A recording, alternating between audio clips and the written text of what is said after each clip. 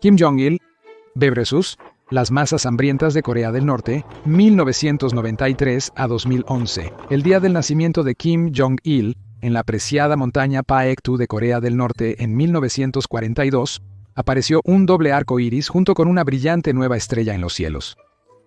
El cumpleaños del líder ahora fallecido, conocido como el Día de la Estrella Brillante, se celebra como un feriado nacional en todo el mundo, donde la gente se regocija y rinde sus respetos durante hasta 5 días. O eso es lo que la propaganda norcoreana nos haría creer. En realidad, Kim Jong-il nació en 1941 en el pueblo siberiano de Viatskoy. Él seguiría a su padre, Kim Il-sung, como el segundo líder de Corea del Norte, viviendo un estilo de vida extravagante y excéntrico, mientras oprimía y dejaba morir de hambre a la gente común. Su hijo, Kim Jong-un, gobierna hoy, y la población continúa viviendo en una pobreza y terror abyectos en una tierra extraña, aislada y cortada del mundo que la rodea. La dinastía Kim ha logrado construir un culto a la personalidad muy prevalente en Corea del Norte, restringiendo o censurando fuertemente cualquier información que entra o sale del país.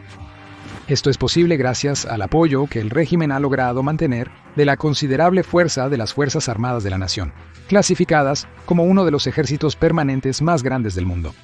En el preescolar, enseñan a los niños que las flores necesitan sol para crecer y ellos el amor del gran líder. El sistema de adoctrinamiento, control y autocrítica parece tanto aterrador como asombroso. Al llegar a Pyongyang, la capital de Corea del Norte, todos los visitantes del país deben primero dejar ofrendas y flores al pie de 2 gigantescas estatuas de Kim Jong-il y su padre, Kim Il-sung. El viaje independiente para extranjeros en el país es imposible, e incluso para un ciudadano de Pyongyang se requiere un permiso para viajar fuera de la capital. Mientras la nación vivía bajo la amenaza constante de hambruna, Kim Jong-il comía extravagantemente. Sus comidas favoritas incluían sushi y sopa de aleta de tiburón, una delicadeza controvertida, así como asado de burro y langostas frescas. Comía con palillos de plata y luego lo bajaba todo con vino francés y champán. El líder supremo incluso mantenía una bodega real de más de 10,000 botellas y se sabía que gastaba hasta $720,000 al año en Cognac Hennessy. Mientras tanto, el norcoreano promedio ganaba menos de $2,000 anuales. Para ellos, las opciones de alimentos estaban y aún están muy restringidas. El desayuno generalmente consistía en gachas de maíz o maíz con leche en polvo para los niños. En los supermercados locales, los productos más comunes eran el repollo blanco, el pepino y el tomate. Los huevos y la carne eran poco comunes. El principal alimento básico de la dieta norcoreana era el arroz, aunque a veces había pan disponible y a menudo se acompañaba con una forma de mantequilla que regularmente estaba rancia. De hecho, la gente de Corea del Norte comía peor que los perros de Kim Jong-il, quienes durante la vida del dictador se adaptaban a una rica dieta de costosa carne de res, algo que un norcoreano promedio habría visto muy raramente si es que alguna vez la vio. Un día, sorprendieron al maestro de la perrera de Kim robando comida para perros y fue condenado a 2 años de trabajos forzados. En el tema de la carne de res, en el año 2000, Kim Jong-il decidió que quería probar McDonald's.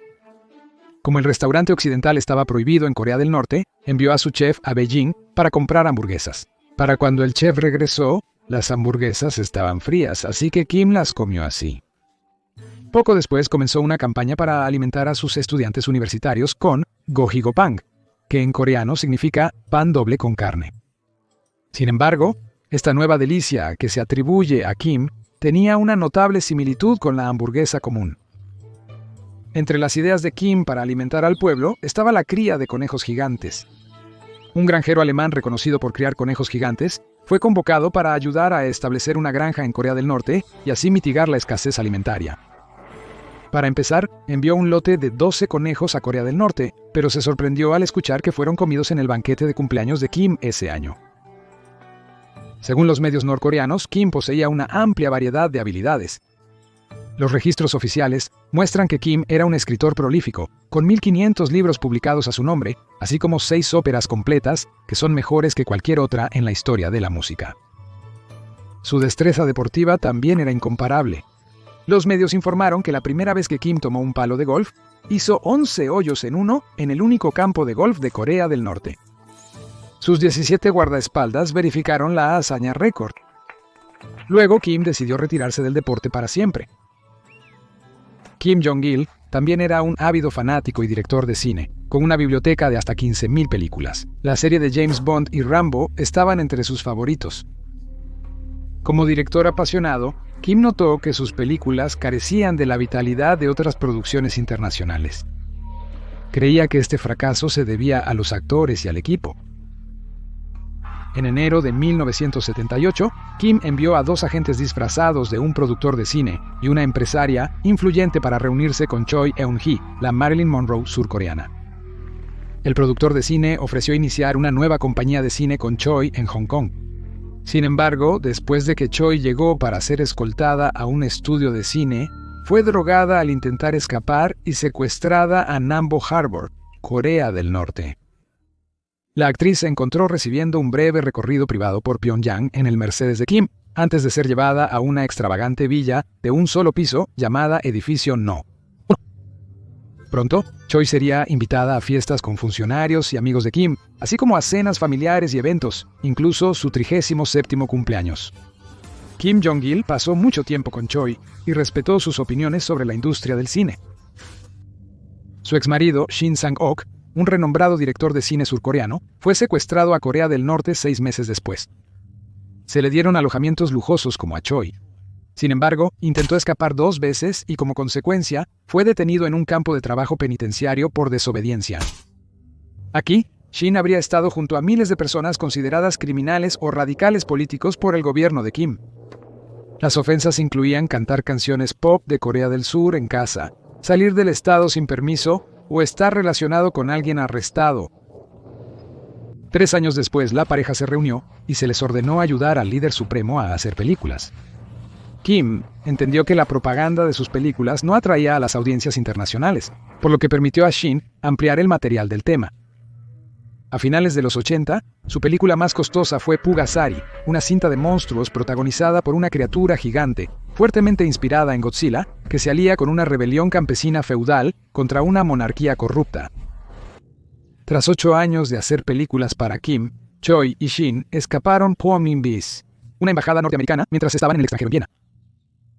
A diferencia del lujoso estilo de vida de Kim, las opciones de entretenimiento para los norcoreanos eran mucho más limitadas. La capital, Pyongyang, tenía unos 8 cines, pero las películas mostradas eran muy propagandistas y la trama a menudo giraba en torno a los norcoreanos, emergiendo victoriosos en guerras contra surcoreanos, japoneses o estadounidenses. Los teléfonos solo se instalaban para altos funcionarios. Los ciudadanos debían informar las compras de radios y televisores, que las autoridades revisaban para asegurar que sintonizaran la programación oficial. La posesión de libros, revistas y periódicos extranjeros estaba prohibida. El suministro de energía en Pyongyang y en toda Corea del Norte en realidad era altamente inestable. Bajo Kim Jong-il y hasta el día de hoy, la industria armamentística se priorizó en la red eléctrica nacional, por lo tanto, desviando gran parte de la electricidad generada en el país lejos del ciudadano promedio. Como resultado, los cortes de energía eran muy comunes, con estudios recientes sugiriendo que solo 1 de cada 4 ciudadanos tenía electricidad en Corea del Norte. Además, la mayoría de los ciudadanos en Pyongyang vivían en altos bloques de torres y debido a los constantes cortes de energía, dependían de las escaleras en lugar de los ascensores poco fiables. Muchas familias intentaron reubicar a los parientes mayores en pisos más bajos, pero fue muy difícil y a menudo requería un soborno. Los apartamentos también eran muy fríos, y si se suspendía la electricidad, no había calefacción. Después, los residentes tuvieron que cubrir las ventanas con plástico o periódicos para intentar conservar el calor. Durante casi 20 años, Kim Jong-il lideró el país como líder eterno generalísimo, viviendo menos como un líder mundial que como una caricatura de un dictador despótico. Cuando murió, la gente salió a las calles llorando y golpeando el pavimento con sus manos en un dolor incontrolable. Sin embargo, esto distaba de ser una explosión de emoción genuina. Según un joven estudiante en Pyongyang, todo su futuro dependía de su capacidad para llorar. El luto por el fallecido líder supremo era, en sí mismo, una cuestión de vida y muerte. El incidente del submarino C-8.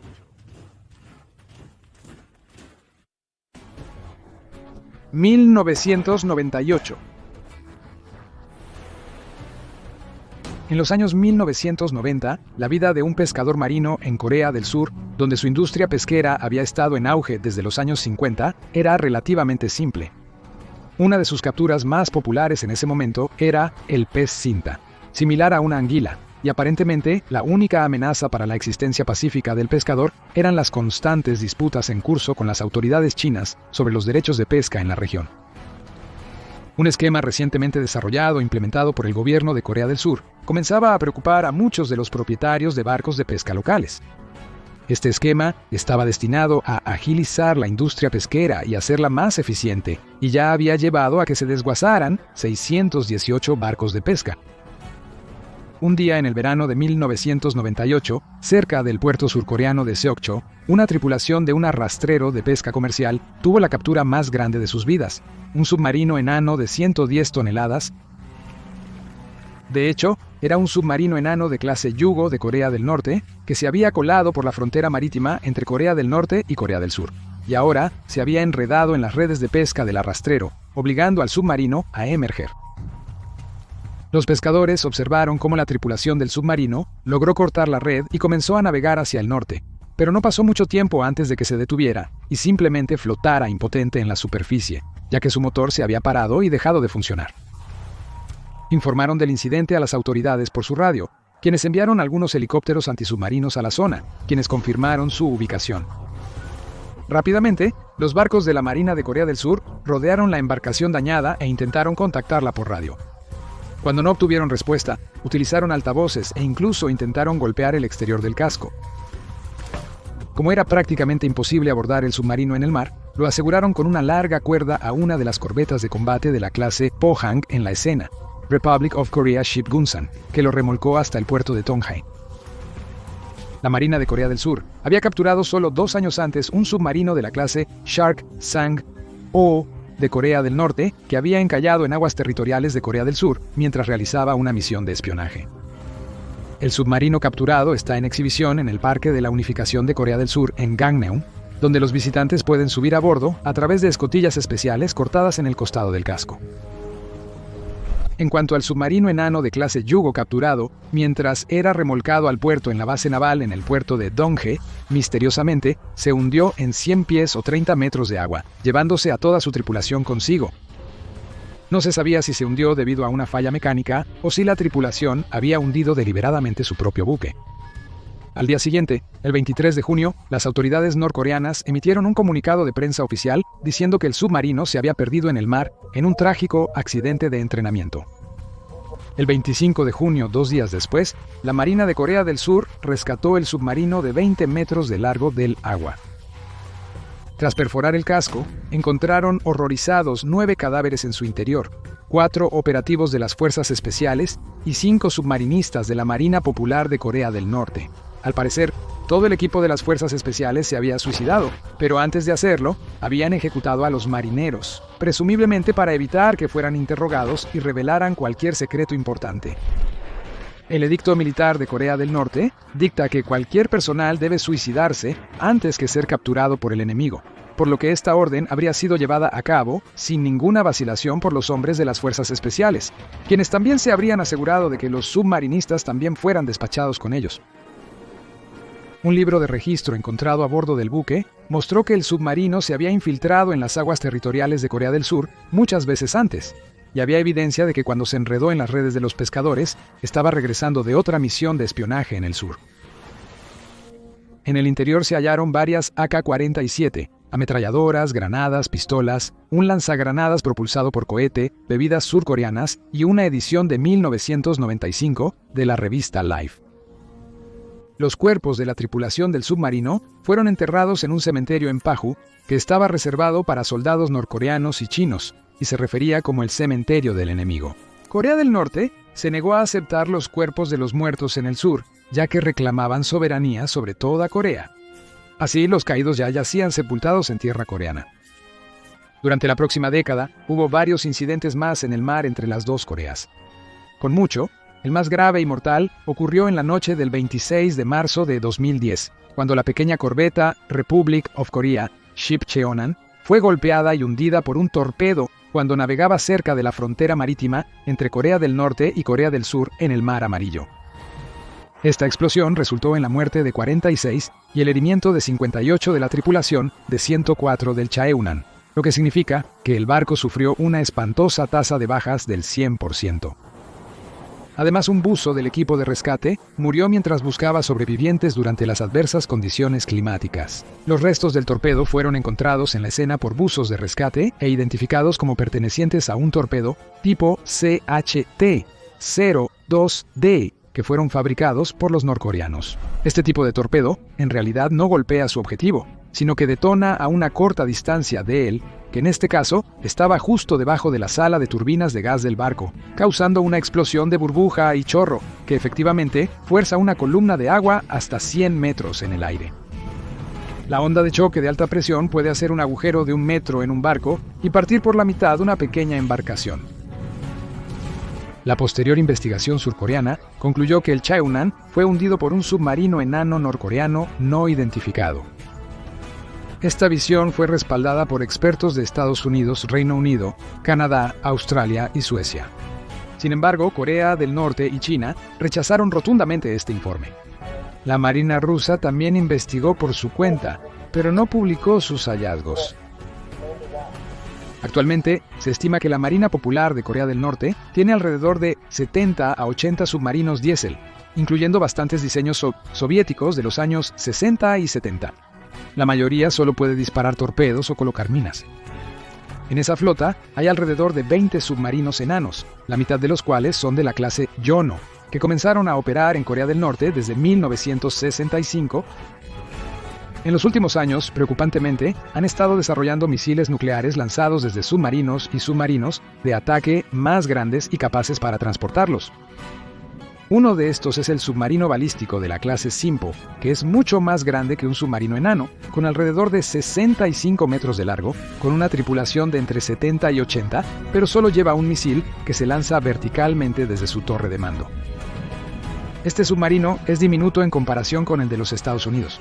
Los submarinos de la clase Ohio de la Marina de los Estados Unidos, que miden 170 metros de largo y llevan una carga de 24 misiles Triton II. En respuesta a todo esto, Corea del Sur ha invertido recientemente mucho en mejorar y expandir su capacidad de guerra antisubmarina. Una de estas contramedidas es la nueva fragata de misiles guiados clase Daegu, de la cual se planearon inicialmente 8 barcos, con un objetivo final de 20 a 22 a futuro. Con una tripulación de 140, están equipados con la última tecnología de guerra electrónica, que incluye equipos de sonar avanzados para detectar submarinos y torpedos. Kijongdong, un pueblo Potemkin de Corea del Norte, desde los años 50 hasta la actualidad. Pueblo Potemkin es un término utilizado para describir un falso pueblo de propaganda que las naciones construyen para impresionar a los extranjeros. Aunque podría haber sido usado a lo largo de la historia, se registró por primera vez su empleo por Grigori Potemkin en 1787 para impresionar a su ex amante, la reina Catalina II. Grigori Potemkin fue nombrado gobernador de Crimea después de la anexión rusa de la región. Se le encomendó reconstruir y desarrollar la tierra. Después de algún tiempo, la reina decidió visitar los territorios recién conquistados para familiarizarse con esas tierras e impresionar al embajador que llevó consigo. Grigori se encontró en una posición difícil debido a que la tierra estaba devastada por la guerra. La reina y su comitiva esperaban algo majestuoso, mientras que Crimea en ese momento era todo lo contrario. Para resolver ese problema, se pensaba que Grigori creó estructuras falsas en las orillas del río Dnieper. Mientras la reina viajaba en una barcaza por el Dnieper, se decía que Grigori construiría apresuradamente estructuras falsas temporales, completas con campesinos falsos para habitarlas, justo antes de que los visitantes llegaran a un lugar en particular. Cuando pasaban de esa área, los hombres de Grigori desmontaban el pueblo y las fachadas y las reconstruían río abajo durante la noche. Aunque los historiadores más recientes dudan de la precisión de esta historia en particular, hay pocas dudas de que habla de una verdad más profunda, de que los gobiernos a menudo quieren proyectar más poder del que realmente tienen. Los pueblos Potemkin a menudo se han creado específicamente cuando un gobierno quería mostrar algo que no estaba disponible en ninguno de sus territorios ni para ninguna de su población. La idea era hacer creer a la gente que el país estaba mejor de lo que realmente estaba. Corea del Norte siempre ha luchado por mantener su imagen ante el mundo. La nación se dividió en dos después de que la Guerra de Corea terminó en 1953. Las poblaciones de Corea del Sur y Corea del Norte nunca estuvieron divididas de corazón, ya que todavía se consideraban hermanos y hermanas entre sí. Fueron separados por la fuerza. Al igual que Alemania del Este y Alemania del Oeste finalmente se unieron en 1990, estas poblaciones coreanas esperaban su propia unificación.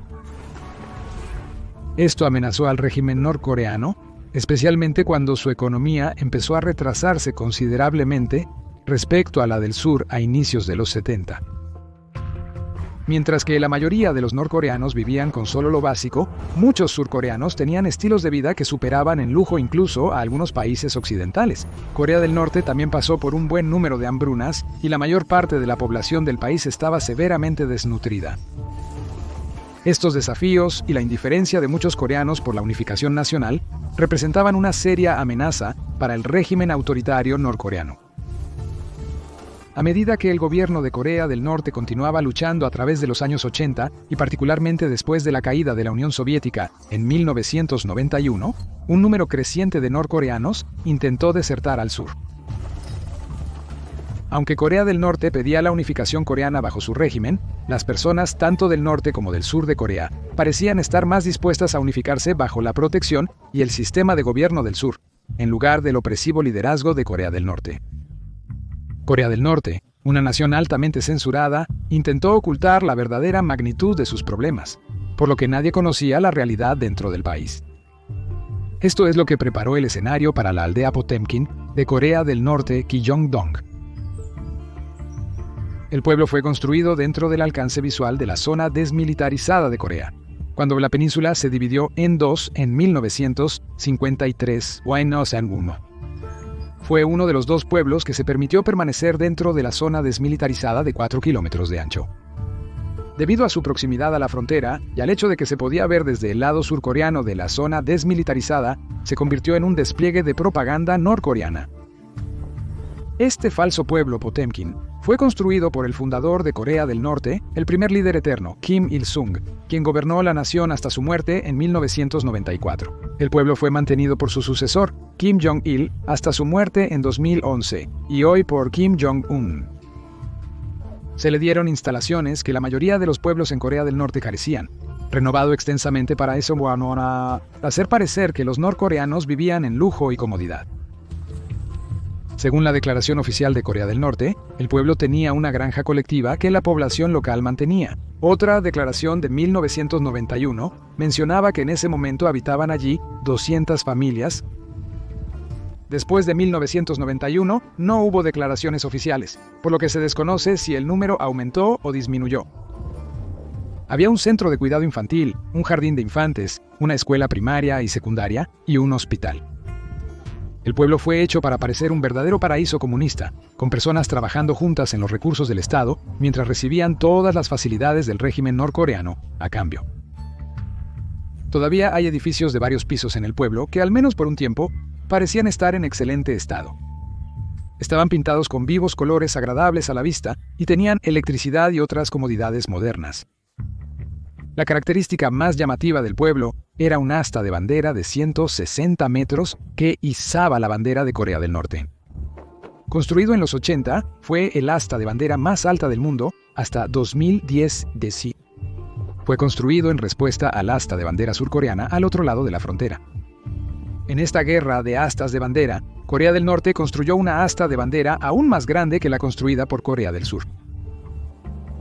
Aunque parecía todo brillante y hermoso con una observación casual, todo era artificial cuando se observaba con telescopios avanzados y cámaras. Las casas eran caparazones vacíos de concreto, sin vidrios en las ventanas. La mayoría de los edificios parecían carecer de habitaciones o pisos interiores. Las luces se encendían en los edificios para simular que estaban habitados. Se hacían actividades artificiales en las calles para dar ilusión de vida ajetreada. Llamado el pueblo de la paz por los norcoreanos, Se ganó el apodo de pueblo de la propaganda por los surcoreanos. El pueblo coreano estaba destinado a mostrar el estado utópico de Corea del Norte, tanto a los surcoreanos como a los visitantes de todo el mundo, y también a los visitantes norcoreanos a la zona desmilitarizada. Kyeongdong también era un punto caliente para la guerra de altavoces. Ambas naciones transmitieron propaganda en altavoces para inducir deserciones del otro lado. Los altavoces de Corea del Norte solían pedir a los soldados y civiles de Corea del Sur que desertaran a Corea del Norte después de transmitir lo bendecida que realmente era la vida en Corea del Norte. Muy pocos desertaron del sur en comparación con los del norte. La música de marcha nacional y los discursos antioccidentales formaban la propaganda de altavoces de Corea del Norte. A pesar de todos estos esfuerzos, tanto la gente de Corea del Norte como del Sur sabía que solo 20 años después de la construcción de Kyeongdong, Corea del Norte estaba quedando rápidamente atrás en su competencia contra el Sur. Kyeongdong es solo un ejemplo de la fachada que empleó Corea del Norte para mantener un poco de autoimagen. Esta fachada continúa hasta el día de hoy, aunque ahora los visitantes a la zona desmilitarizada pueden ver a través de ella con sus cámaras y telescopios avanzados.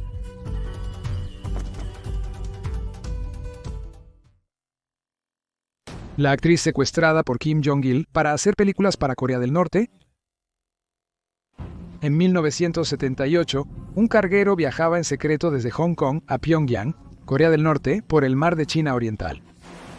A bordo había una carga más preciosa e inusual, la icónica actriz surcoreana Choi Eun-ji, de 52 años, que acababa de ser secuestrada por el Servicio Secreto de Corea del Norte. A lo largo de los años 50 y 60, Choi había sido inmensamente popular en Corea del Sur. Fundó una compañía de cine con su esposo y director, Shin Sang-ok, y realizó más de 130 películas, ganando numerosos premios, incluyendo el prestigioso premio Gran Campana, que se considera la versión surcoreana de los Oscar. La carrera de Choi decayó tras divorciarse de Shin.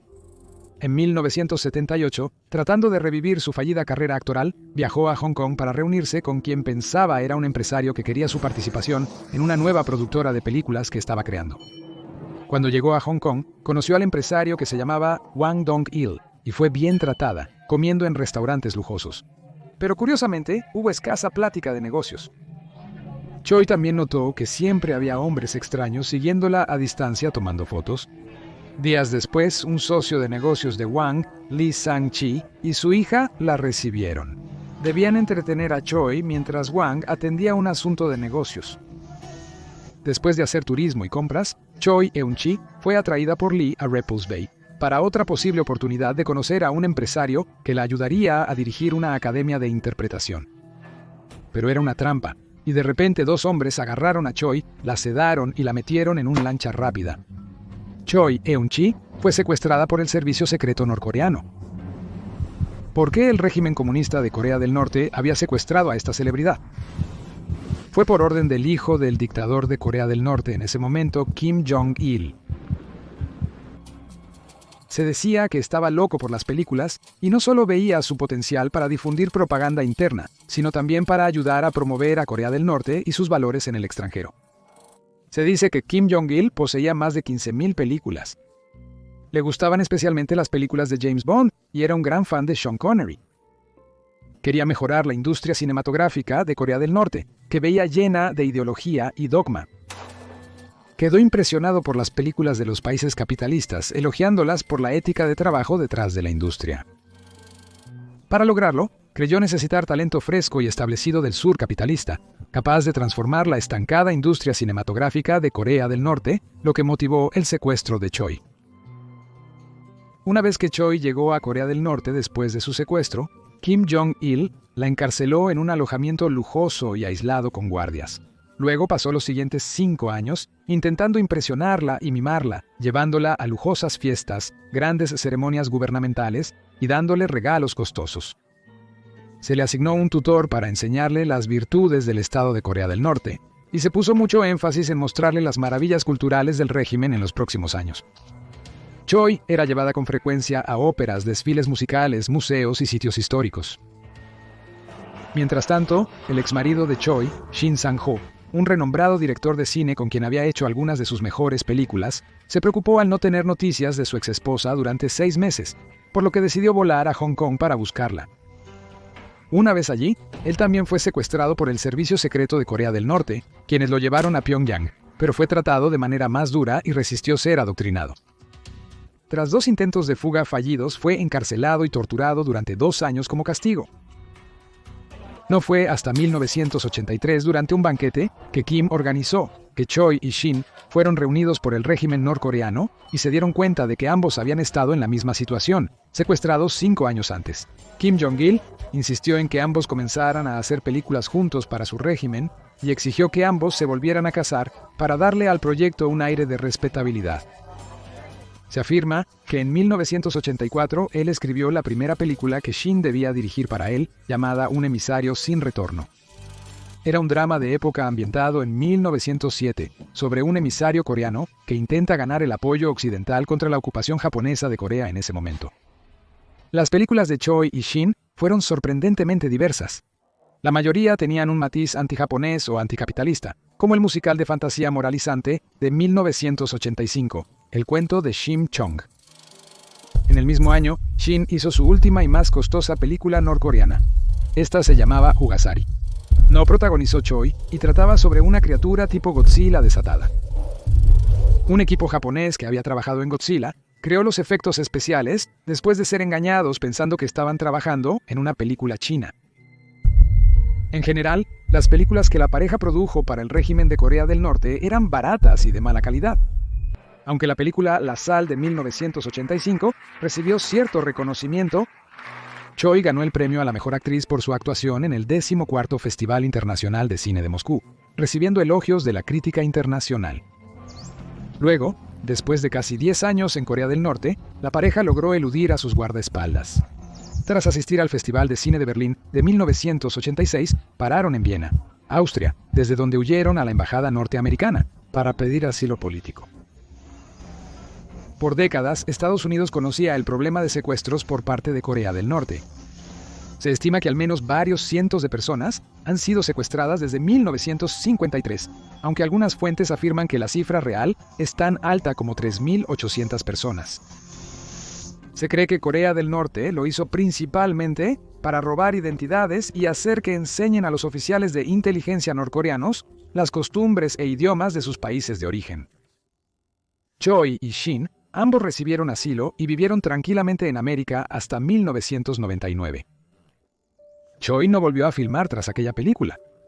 Pero en 1992, Shin hizo la comedia de artes marciales americanas de bajo presupuesto, Three Ninjas Knuckle Up, bajo el nombre de Simon Shin, aunque fue un fracaso comercial. Finalmente, consideraron seguro volver a Corea del Sur.